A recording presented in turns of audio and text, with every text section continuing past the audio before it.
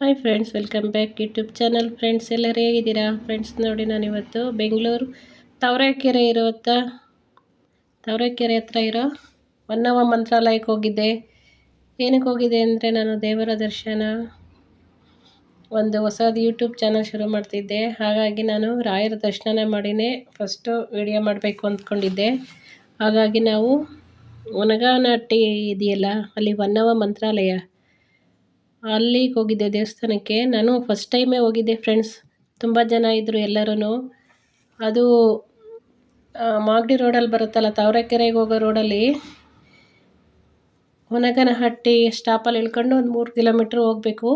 ಅಲ್ಲಿ ಹೋದರೆ ಅಲ್ಲಿ ಆಟೋಗಳು ಎಲ್ಲ ಸಿಗುತ್ತೆ ದೇವಸ್ಥಾನದವ್ರಿಗೂ.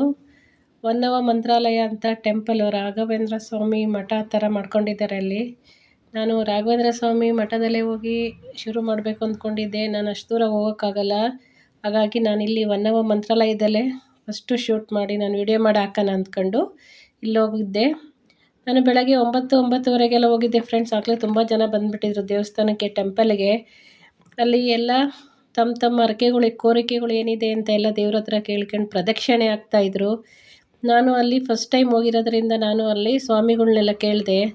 ನಾನು ಏನೇನೋ ಕೇಳಿದ್ದಕ್ಕೆ ಅವ್ರು ಹೇಳಿದ್ರು, ಕೆಲವು ಜನಕ್ಕೇನೋ ಕ್ವಶನ್ಗಳಿಗೆಲ್ಲ ಕಾಯಿ ಕಟ್ಟೋದಿರುತ್ತಂತೆ. ನಾನು ಕೇಳಿರೋ ಕ್ವಶನ್ಗೆ ಕಾಯಿ ಏನು ಕಟ್ಟೋದೇನು ಬೇಡ, ನೀವು ದೀಪ ಹಚ್ಚಿ ಸಾಕು, ತುಪ್ಪದ ದೀಪ ಅಂದರು. ಹಾಗಾಗಿ ನಾನು ತುಪ್ಪದ ದೀಪ ಹಚ್ಚಿದ್ದೀನಿ. 9 ತುಪ್ಪದ ದೀಪ ಹಚ್ಚಿ ಪ್ರದಕ್ಷಿಣೆ ಹಾಕಿ, ಹಾಗೆ ನಾನು ನಿಮಗೀಗ ದೇವರ ದರ್ಶನ ಯೂಟ್ಯೂಬ್ ಚಾನಲ್ಗೆ ಫಸ್ಟು ವಿಡಿಯೋ ಅಪ್ಲೋಡ್ ಮಾಡ್ತಾಯಿದ್ದೀನಿ. ಎಲ್ಲರೂ ಸಹಕರಿಸಿ, ನನ್ನ ಚಾನಲ್ನ ಲೈಕ್ ಮಾಡಿ, ಸಬ್ಸ್ಕ್ರೈಬ್ ಮಾಡಿ, ಕಮೆಂಟ್ ಮಾಡಿ. ನೋಡಿ, ಎಲ್ಲ ಕಾಯಿ ಅರಕೆ ಮಾಡಿರೋರು ಸುತ್ತಲೂ ರೌಂಡ್ ಕಟ್ಬಿಟ್ಟಿದ್ದಾರೆ ಎಲ್ಲರೂ. ನೋಡಿ, ಅಡಿಕೆ ಕಾಯಿ ಗಂಟು ಇಟ್ಕೊಂಡು 21 ಪ್ರದಕ್ಷಿಣೆ ಆಗ್ತಾರೆ ಫ್ರೆಂಡ್ಸ್. ತುಂಬ ಜನ ಎಲ್ಲ ಒಳ್ಳೆಯದಾಗುತ್ತೆ ಅಂತ ಇದ್ದಾರೆ.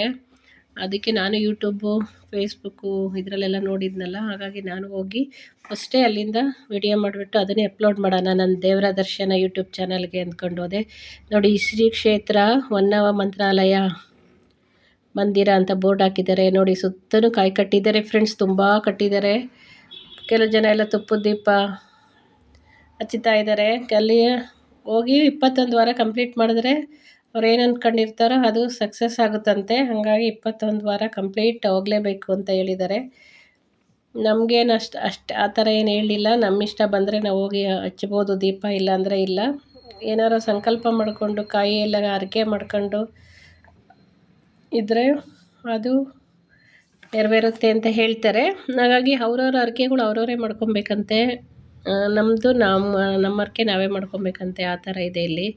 ತುಂಬ ಜನ ಎಲ್ಲ ಬಂದಿದ್ದರು ಬೆಂಗಳೂರು ಸಿಟಿಯಿಂದ, ಹೊರಗಡೆಯಿಂದ ಎಲ್ಲ ಬಂದಿದ್ದರು. 7 ಗಂಟೆ 9 ಗಂಟೆಗೆ ತುಂಬ ಜನ ಬಂದಿದ್ದರು ಫ್ರೆಂಡ್ಸ್. ನೋಡಿ, ಎಲ್ಲ ನಾನೀಗ ವೀಡಿಯೋ ಮಾಡ್ತಾಯಿದ್ದೀನಿ. ನೋಡಿ, ನಂದು ಪೂಜೆ ಎಲ್ಲ ಆಯಿತು. ನಾನು ಸೈಡಲ್ಲಿ ನಿಂತ್ಕೊಂಡು ಸ್ವಲ್ಪ ವೀಡಿಯೋ ತೊಗೊಂಡೆ. ನೋಡಿ, ಎಲ್ಲ ಜನಗಳೆಲ್ಲ ಸುತ್ತ ರೌಂಡ್ ಆಗ್ತಿದ್ದಾರೆ ಕಾಯಿ ಹಿಡ್ಕೊಂಡು, ಮತ್ತು ತುಪ್ಪದ ದೀಪ ಹಚ್ಚಿ ಪ್ರದಕ್ಷಿಣೆ ಆಗ್ತಾಯಿದ್ದಾರೆ. ಹಾಗೆ ದೇವಸ್ಥಾನದೂ ಕಟ್ತಾಯಿದ್ದಾರೆ ಫ್ರೆಂಡ್ಸ್. ಎಲ್ಲ ದೇವಸ್ಥಾನ ಹೊಸ್ದಾಗಿ ರೆಡಿ ಮಾಡ್ತಾಯಿದ್ದಾರೆ.